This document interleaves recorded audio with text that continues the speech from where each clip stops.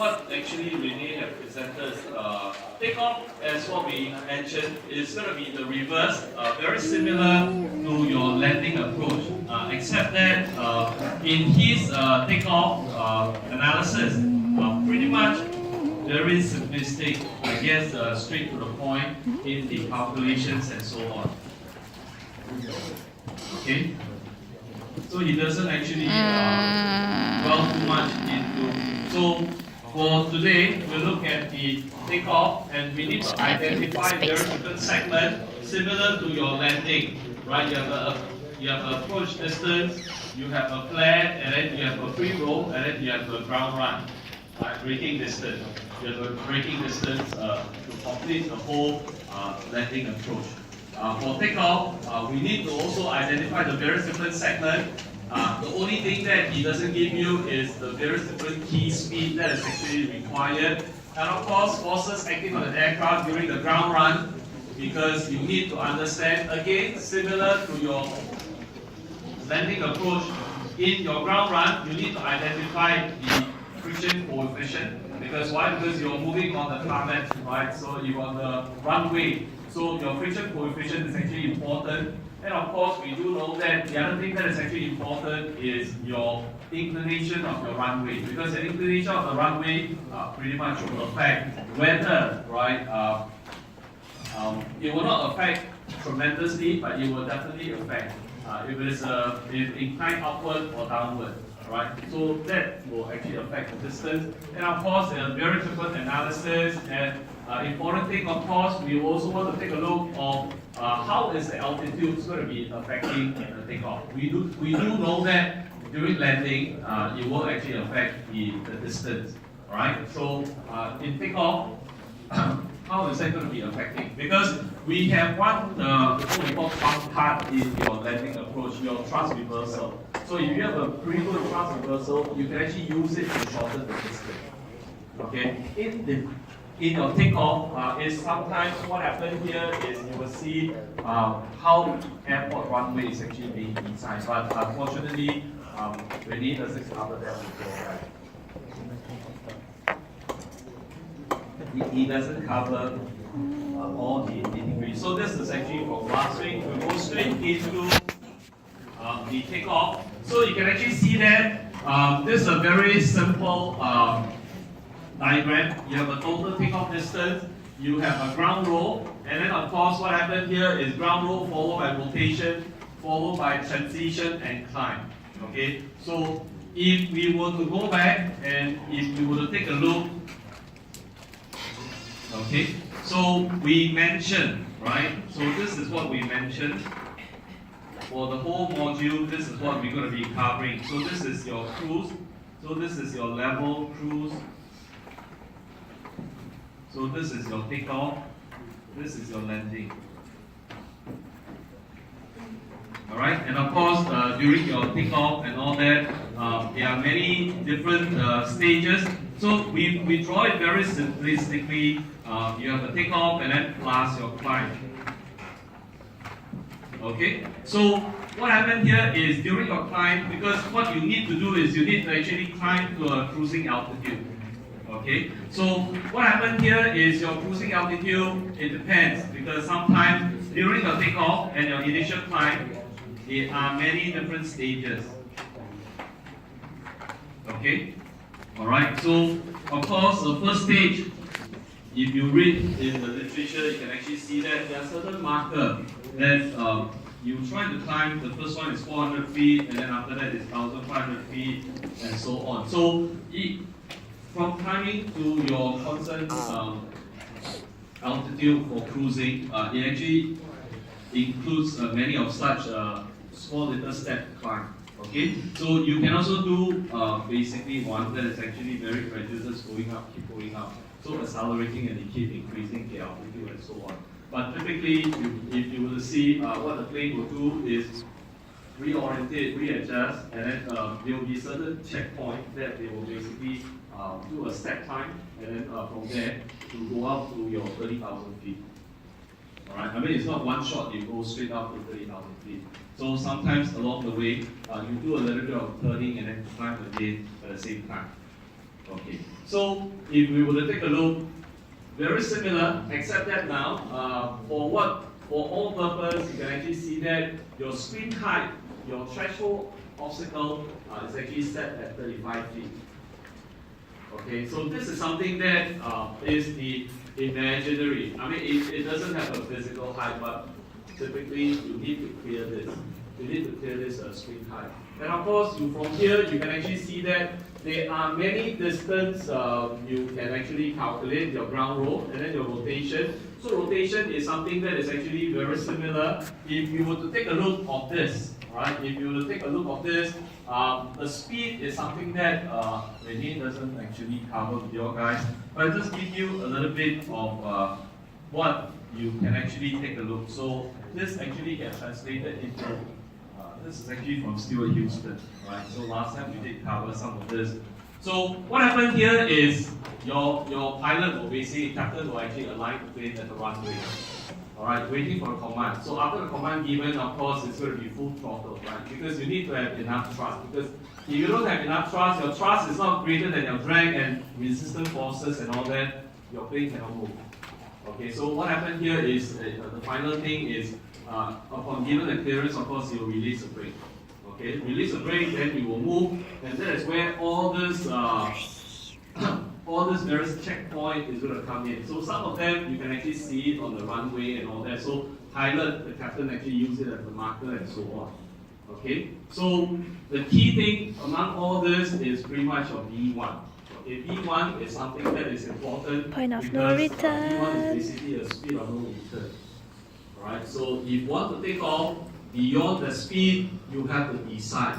Okay, so what we meant by V1 here, this reference speed is if you have engine failure. So it depends on the engine failure, which point engine failure actually occur. Right? If engine failure occur before V1, straight forward, you can actually brake and come back. Right? If beyond V1, you cannot, you need to take off and you come back. Okay, because why? Because if beyond the V1, your speed is already way past your V1 speed, so what happened here is he cannot abort. The pilot cannot abort the takeoff, because what happened is if he's going to abort, he's going to run into the ditch. If the end of the runway, right? If end of the runway, you have other people's houses and all that, so you pretty much run into people's houses. Okay. So the important thing, of course, in this case here is your V1 speed. So initially, when you let go, right? So can the pilot actually make use of the rudder to control the direction of the airplane? Cannot. Right? Because initially, when releasing the brake, so everything is going to be steered from where? Steered from the landing gear.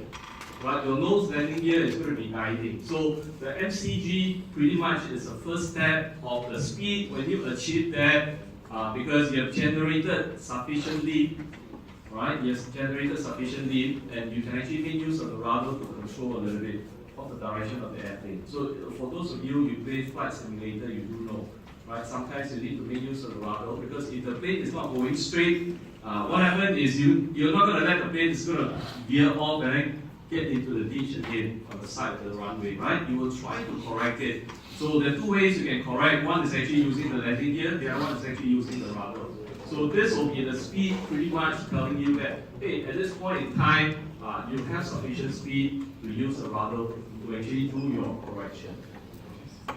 Okay, alright. So from here, you can actually see that the various different speed that we take off, that we mentioned. Okay, that we mentioned. Okay, so what happened here is I can actually just show you a very simple, because towards the end is pretty much similar, your rotation speed when you reach a point. So what happened here is, of course, the plane will continue to accelerate. Okay, so as mentioned, V1 is actually important, because what happened here is a lot of the airport basically designed in such a way that depending upon which one will be your plane, that requires a longer distance, and then you work out the V1 speed, and then you work out the distance where it's supposed to achieve the V1 speed, because at the V1 you're supposed to do the calculation, right? To make sure that the calculation in such a way that if I have to brake abort takeoff, I have sufficient length. So you take that length that you require from V1 coming to a complete stop, you multiply by 2 and then plus the safety factor, and that's how you can actually work out your total runway distance, right, for airport.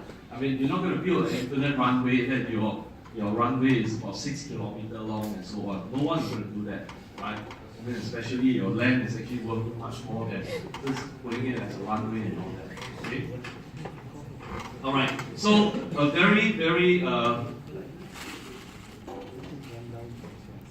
we'll just run through some of this, okay? Not necessarily is going to be useful, but it's actually something good to know, okay? Something good to know in the sense that you can actually see that. So these are some of the things that is good to know, right? Minimum control speed on the ground. Above this speed, directional control is available using the rudder, that's what we mentioned. V1, as we mentioned, is a descent speed or abort speed, okay? So, as we mentioned, if you will abort beyond the V1, you basically will overrun the runway.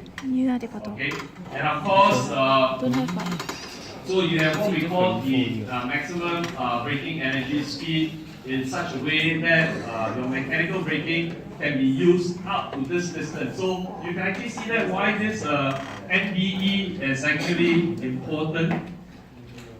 Alright, NBE is actually important just after the V1 because why? Because beyond the NBE, what happened is your NBE is basically your maximum braking energy speed. Beyond that, your mechanical brake is not going to be effective, and that is why we say that you're likely overrun the runway. Okay, you're likely to overrun the runway because at this point, what happened is the OEM has actually worked it out that if you would apply your mechanical brake, right, like your car also, right, your car brake basically effective up to what, 120 kilometers per hour. So if you're going to be driving your sedan, right, if you're driving a Golf GTI, right, 240 horsepower, you're going at 200 kilometers per hour, you see a lot of accidents, right? Because why? At that point in time, I don't think your mechanical brake is that effective. Alright, so you even have a ventilated air disc brake and so on, might not be that effective. Okay, so as a result, we see a lot of accidents and so on. That's me.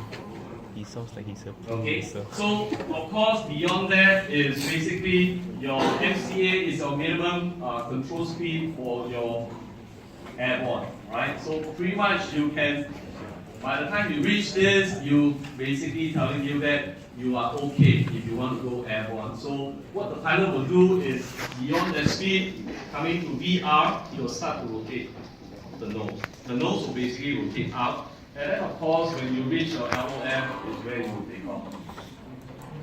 Okay, so most of the time, hopefully after you know this, you pay a little bit more attention rather than listen to your music, right? Or watching your movie. Okay, so always, important thing is always look out for B1 because if past B1 already something happened and all this and that, you need to know what is the next action that is actually required. Right? Okay, so your takeoff will only be completed, okay, after clearing your 35 feet of your screen height, and of course you also need to have a safety speed. You must achieve that safety speed. Okay, if you don't achieve that safety speed, what happens is you might not be able to continue with the climb because your transition, your takeoff, you transition into your climb. Right? Because you need to clear the screen height, so you need to transit into a climb. So in our analysis, we are looking at basically a tricycle type of a landing gear. So in your notes, basically mentioned that, well, you know, what is a tail dragger? This is a tail dragger, right? Because what happened here is you have a front wheel and then your, this is slightly different because what happened here is if you have a tail dragger here, I'm not too sure whether in this case here, you can actually make use of your landing gear in front to steer the aircraft. Don't think so, right? Because if you're looking at the tricycle concept, most of the commercial airline, right, the tricycle concept, the front is actually also a steering landing gear. Okay, so you can actually do some steering. Here, unless you're going to steer from the back, so it's like a back wheel drive. It's not a back wheel drive, but back wheel steering kind of concept. So it's kind of different. So as a result, your analysis can be a little bit different also. Okay, so as what we have seen, your important part of your taking off is going to be your ground roll, and then of course followed by your rotation. Again, we will see that this is ground roll pretty much is from the point where you release the brake, right? And then to the point where the pilot initiates rotation. That means you try to raise the angle of attack. Okay, when the nose is actually raised, and your rotation distance again similar to our flare distance, right? Touchdown flare distance in a way. Your free roll distance, right? Your free roll distance is where your plane is actually landing gear touching the ground first, and then after that the pilot will bring the nose down. So in your rotation, it's the same thing, similar estimation of the distance, pretty much based on the size of the aircraft. So the smaller size, of course, you make use of 1 to 3 second power move. Okay, so that's what we'll be using.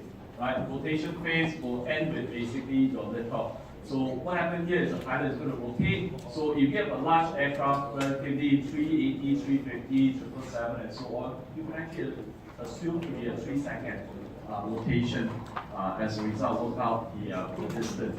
Then you have a transition and climb.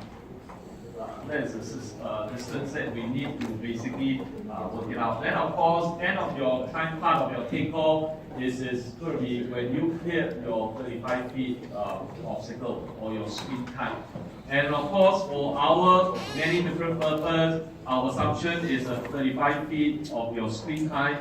If you're looking at military and all that, that can actually be something that is actually different. It can be higher, 50 feet. Okay, so for commercial and all that, we use a 35 feet. And from the distance, how do we actually correlate? So you have seen this speed chart, and of course the speed chart, of course, is going to be made with reference to what we call your stalling speed. Okay, so we can actually see that at various different phase, how would that actually be correlating to our stalling speed? At the very beginning, full power position, your speed is going to be 0, static, right? Starting point. Then what happened here is at certain point, you're going to be reaching your stalling speed, and beyond that, rotation for lift off is approximately 1.1, and your subsequent climb, you want to go up to about 1.2. Okay, so you can actually see that is for our application. Okay, so your nose gear off the ground approximately about 1.1 times your stalling speed. Okay, and then of course during that rotation you need to further accelerate to about 1.2 times your stalling speed. And of course, as we mentioned, your liftoff rotation process typically 1 to 3 seconds depending upon the size of your airplane. If your plane is actually a small one, you approximate it with 1 second with your rotation speed will be sufficient, right? Or else you use a 3 second to work out the various different distance for your rotation in takeoff. Alright, so as mentioned, ground run important because we need to actually analyze. So if you have this free body diagram based on the very simple analysis, right? Very simple analysis to try to work out the frictional force. Okay, so what we need from to calculate, in order to calculate your frictional force, you need to find out what will be the reaction. And of course, your reaction, Rn and your Rn, they are basically weight dependence and so on. So you can imagine that, of course, this frictional force again is related to your weight. Okay, weight is actually related to it, and in the equation, your Rn plus Rn is going to be equal to your weight minus your lift. At that point in time, how much lift can you actually generate? Okay, because you can actually work out what is the lift. Right? Before you take off, your lift has to be smaller than your weight. Because when you take off, of course, you want the lift to be greater than your weight. Because if the lift is not greater than your weight, it will be difficult for you to take off. And partially why the pilot needs to rotate the aircraft. Because he needs to increase the angle of attack to increase the lift. Okay, because by flying a level flight, there's no way you can actually go up to your CL max. Okay, so there's no way you can actually go up to your CL max. Though we can't know that how much lift you need. Alright, but if you are not rotating your aircraft, and of course the pilot also cannot over-rotate the aircraft also, because if he over-rotated the aircraft, in order to get more lift, it can be a dangerous condition where accidentally he might stall the engine and so on, resulted in the plane having some difficulty, right? Because when you stall the engine, so it will be something that is not what you want also. Okay, so he has to rotate the angle. Typically, angle, as what we mentioned, is also not a pretty large angle.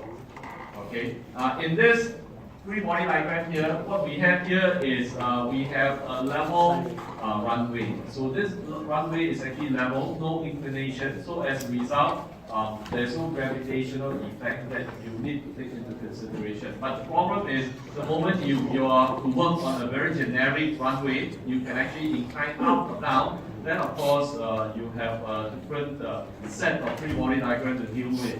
Okay, so if you have an outward slope, so this is what happened here. If you have an outward slope, your gravitation acceleration basically will work against it, your thrust. So now, if we were to take a look, you have your thrust, you have your drag. So what happened here is you also have a resultant from the weight, right? You have the W multiplied by your gamma R.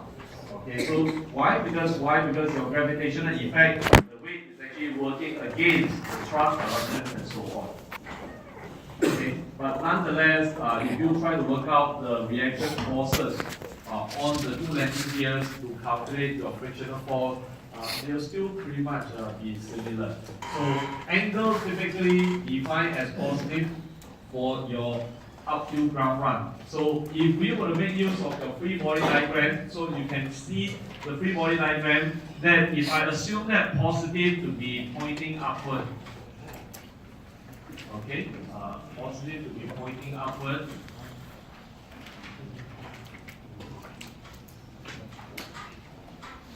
Okay, so I have L plus Rm plus Rn minus W cosine gamma. So basically this is W cosine gamma equal to 0. Approximately my Rm plus Rn is going to be equal to W minus L.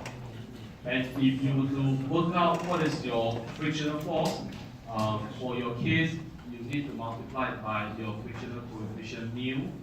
So this will be this multiplied by your mu. Okay, so frictional force is going to be pointing backward. So from this very generic case here, you have your thrust pointing forward, you have your drag pointing backward, you also have your frictional force, mu times W minus L, you also have your W minus gamma R. Right? Though gamma R can be actually a very small angle, if the field is big enough, it will still have certain effect. Correct? I mean, if you're talking about the field is 90,000 newtons, so if you multiply by a small value, it can still be pretty sizable. So in the ground run force analysis, your resultant force consists of your thrust pointing forward, your aerodynamic drag pointing backward. Okay?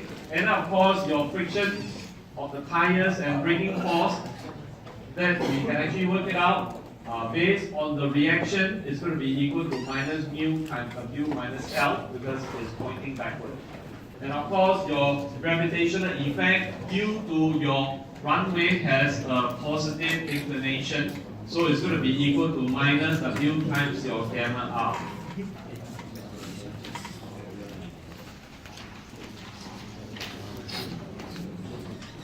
Okay, now we do the calculation assuming that there is inclination of the runway. Okay, so if we go back to our simple calculation, acceleration is going to be equal to dv dt. Acceleration is also equal to force divided by mass. Alright, I mean force divided by mass. So what are the four forces that we are looking at during your ground run? The four forces is going to be thrust minus the drag minus the reaction force minus the gravitational effect due to inclination of the runway. And of course, what is your mass? Mass is going to be equal to the weight divided by your gravitational constant. Okay, so with this, you can actually rewrite the equation dv dt can actually be written at this form.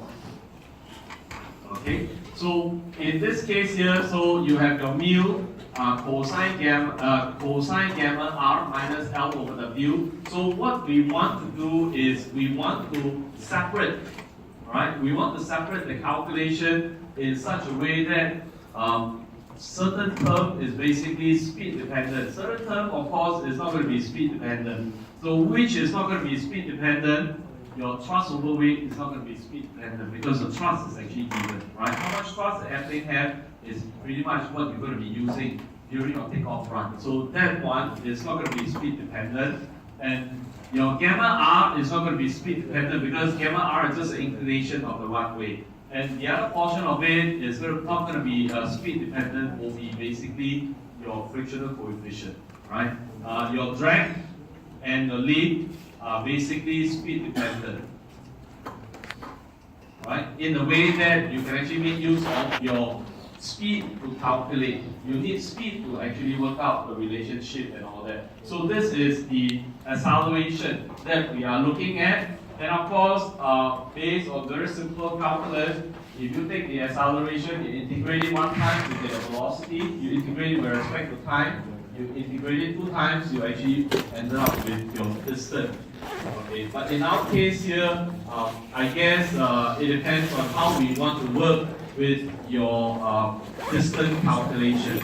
So we also know that your dv dt, as what we always put it, you can actually write it as dv ds, ds dt.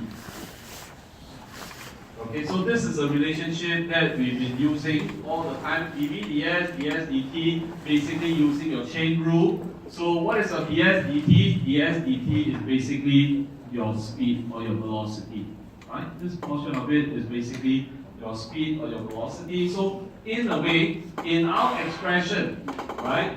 Because why? In our expression, your acceleration is basically speed dependent. Certain portion is independent, certain portion is actually speed dependent. So as a result, your dv dt is actually better if we can write it as v dv ds.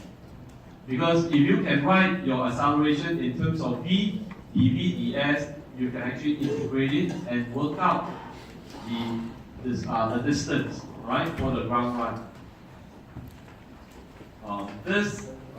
Quickly, we showed this before, friction coefficient, because friction coefficient is one of the things that will also affect your ground run distance, right? So that is something that we know. So you can see that you have a braking, you have a brakes off. So for your takeoff, pretty much we will be using the number on the left-hand side.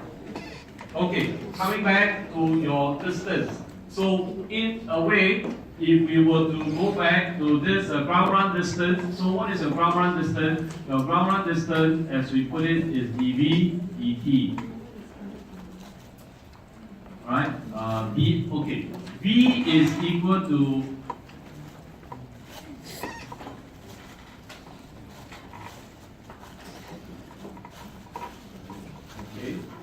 you know that your V is equal to ds dt. So as a result, ds is equal to v dt. Okay. Just now we have v a is equal to v dv ds. So what happened here is from the equation, I can very quickly write it as a ds is going to be equal to integral of v dv. Similar, right? Agree? I can actually write it that way without loss of information, right? Because we did mention you have ds dt is equal to v is equal to ds dt, so as a result, ds is going to be equal to v dt. So if I integrate, I can get the distance. Okay, so one way of doing it. The other way of doing it, of course, is if I have using A is equal to B, EB, ES. Okay, so I can actually write it as DS is going to be equal to B dV divided by A. And if I integrate both, I will also get the same answer. Alright? I mean, it's just a way of putting things together. So you can actually see that from this two integration, your distance can actually be worked out from integral of B dt, or you can actually work it out based on integral of B dV divided by your acceleration A. And that is what we have actually worked it out here. Alright, so what is your acceleration A? In our case here, your acceleration A based on your second law, right? Your second law basically mass times your acceleration is basically equal to your resultant force. Force is going to be equal to your mass times acceleration. So from what we have actually worked it out earlier on, all the four forces contributing during your ground run can allow us to work out what is the acceleration. Resultant, so in this case here, R is just a resultant, it's going to be equal to your mass times acceleration. So your A is going to be equal to R divided by M. Okay, and that is what we have, M over R, because A is equal to R divided by M. And so with this, what is your M? M is equal to W divided by G. Earlier on, we have also worked it out. So from here, straight away, we can actually try to integrate B dV for your W divided by G divided by R. Because why? In this expression here, your distance is going to be equal to W divided by G B dV over A. This is constant, this is constant. Assuming to be constant, right? Wait, I hope we are not burning so much fuel at the very beginning. So assuming to be a constant value. So what is going to be changing is your expression for your acceleration. Where your expression for your acceleration, you have basically two portions of it.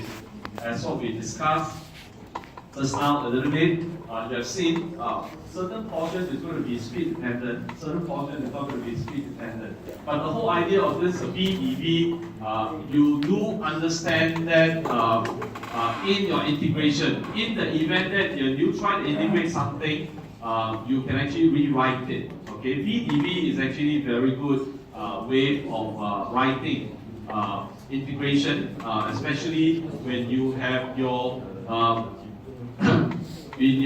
acceleration, basically is in terms of, if your acceleration is going to be in terms of what we call it alpha b squared plus beta, where these are basically constant.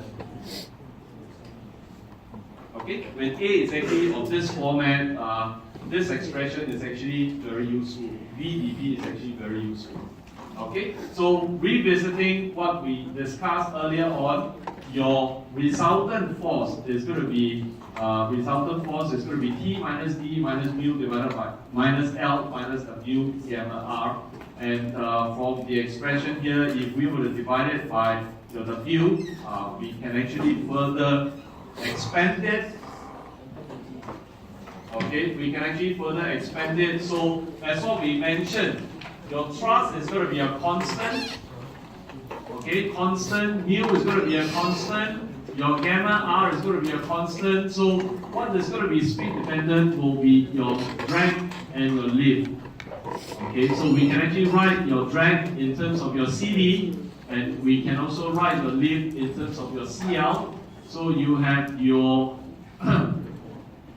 QSCL, right? So QSCL is your lift, and then your QSCD is your drag. So in this equation here, your Q is actually half rho v squared, and that's where you introduce your v squared into the equation.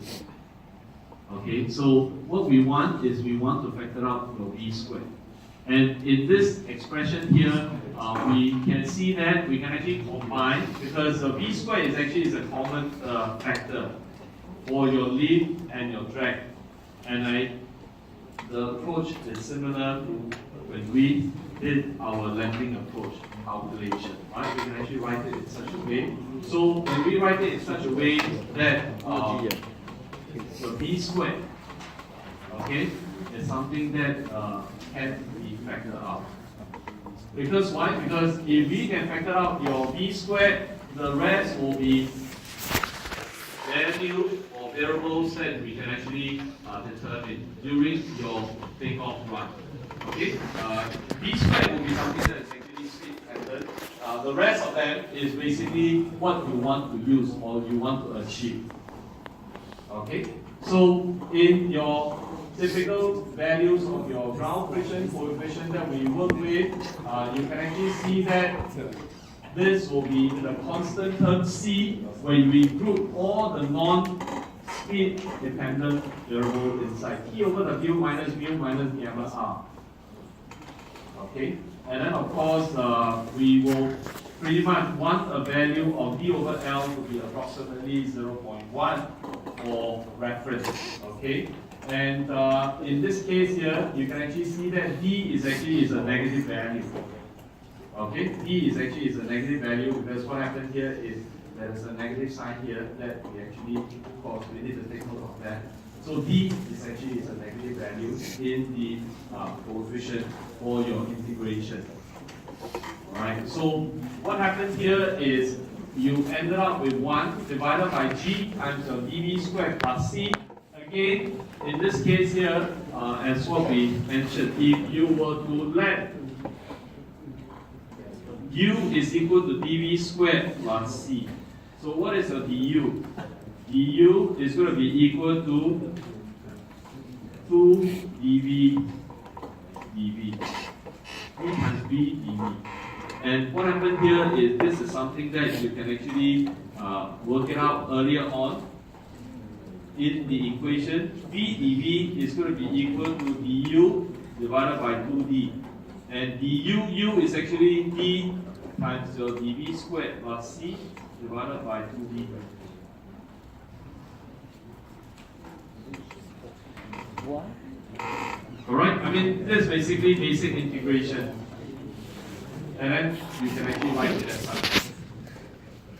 Right, so your v dv initially can be written as your differential of dv squared plus c divided by 2d. So combined with all this, you got 2gd times your dv squared plus c. So now you are actually integrating with respect to dv squared plus c. So if you are integrating it with 1 over dv squared plus c, you end up with natural log dv squared plus c. That's the whole idea in your derivation.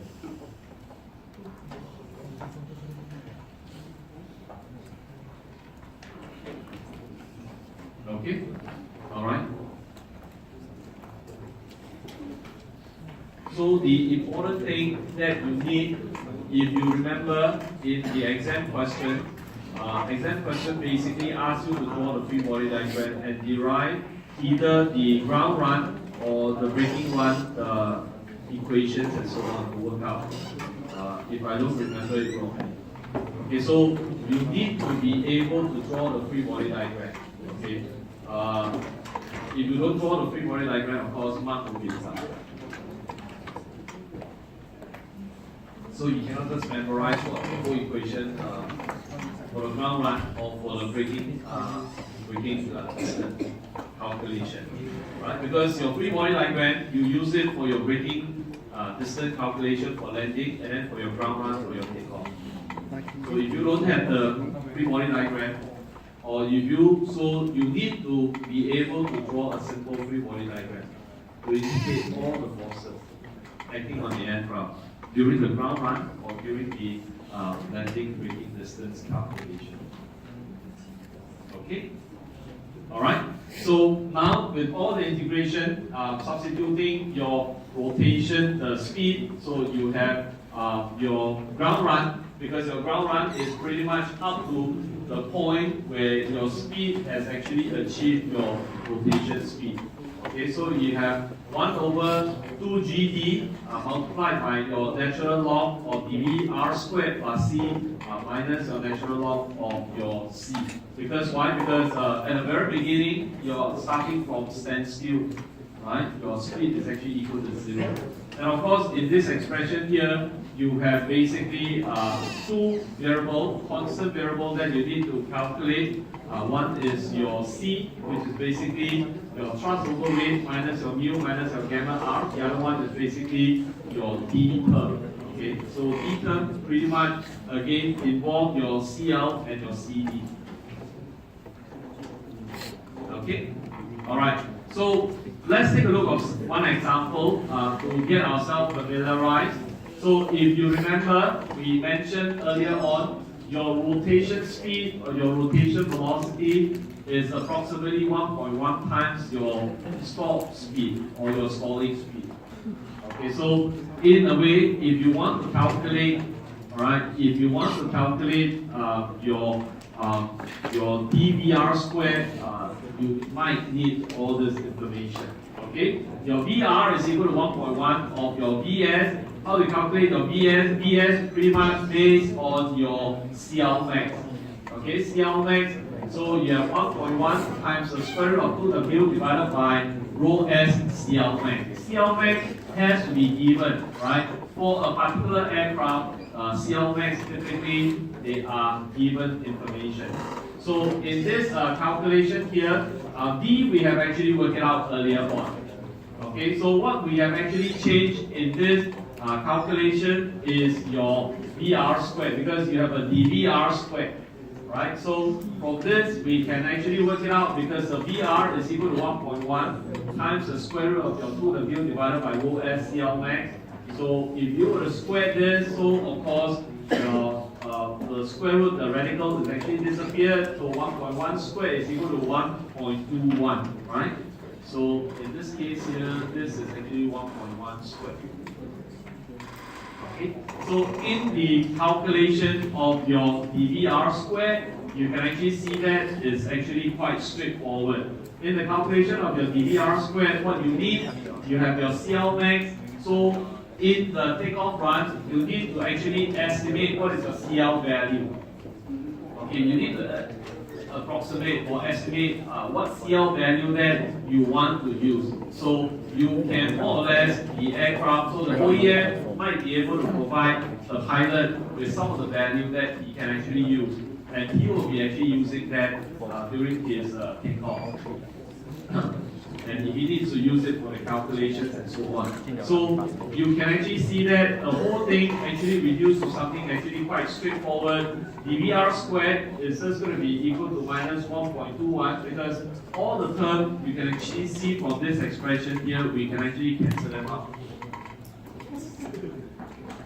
Okay, so what you left with is just going to be minus 1.21 times the ratio of your CL during your takeoff run versus your CL max, and of course you have your CD divided by CL minus your mu. Okay, and as we mentioned, CL max typically available for a particular aircraft, right? I mean, the OEM will be able to provide you. So if we were to take a look, making use of the example of the Learjet, okay, so you can actually see that your CL max basically during your takeoff. During takeoff, when you have a full flat deflection, you have 1.6, right? The CL max when it's actually flat out is actually 1.3. So what you need to work it out, of course, is during your takeoff, you also know what is your CD naught. Okay, so some of this information you are given, and of course you can actually make use of them for the calculation. So a few things as we discussed earlier on, your gross weight is important. Your thrust at sea level is also important, because your 31 kilonewton thrust is something that you need to make use of for the takeoff run and so on. Okay, so these are the information, and let's take a look based on this Learjet 45XR. we try to work out what is the ground run distance, okay, taking off at sea level condition. So we are given earlier on CD naught is equal to 0.035. Okay, so CD naught equal to 0.035, CL max is equal to 1.6. So what happened here is you do know that before the rotation, your angle of attack should be smaller than at your maximum lift, right? I mean, you cannot be more than the maximum lift, because if it's going to be more than your maximum lift, what happens is you might stall the engine and so on. Then no one is going to design an aircraft for during the takeoff run that you really run into a stalling problem and so on. So impossible. Okay, so in our case here, our estimation for the calculation is we need to estimate, as I mentioned. So one value you can actually estimate is during your ground run, we estimate that the CL is actually at 0.8. So with CL is equal to 0.8, I can calculate my K value. If I can calculate my K value, I can calculate my CD. Because my CD naught for takeoff is also given. CD naught is given to be 0.035. Okay, so the rest of the information, that's what we discussed earlier on. Your thrust is 31136, your weight is 95632, and then of course the assumption is your friction coefficient is 0.03 between your tire and your runway. Okay, with all this information, CL max is equal to 1.6. I can actually work out what is my CD. I can also work out what is my CL, because the CL is actually assumed. So CL assumed to be 0.8. Straight away, you can actually see that as what we mentioned. Right? Your CD over CL typically approximately about 0.1. So in this case here, you can work out what is your CD over your CL. Okay?